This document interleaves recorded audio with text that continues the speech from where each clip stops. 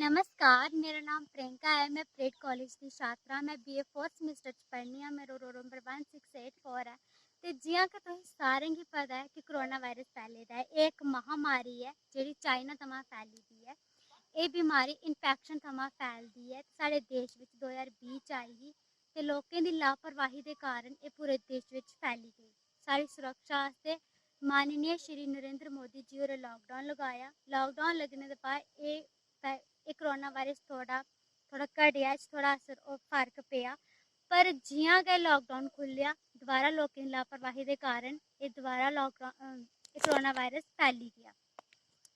फिर मोदी जी होरें दोबारा लॉकडाउन लगाई ओड़ेआ। हून लॉकडाउन खु'ल्ली गेदा ऐ, पर स्कूल कॉलेज बगैरा अजें बंद न। कोरोना दी त्री लैह्र बी आवा करदी ऐ। एह् बच्चें पर काफी प्रभाव ज़्यादा भारी होई सकदी ऐ।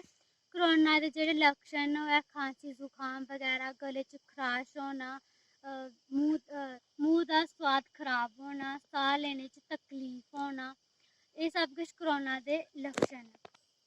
जि'यां कि तुसें सारें गी पता है कि कोरोना दी वैक्सीन आई गेदी ऐ और असें सारें गी लगवानी चाहिदी, जेह्दे कन्नै अस आपूं बी सुरक्षित रौह्गे और अपने घर आह्लें गी बी सुरक्षित रक्खी सकने।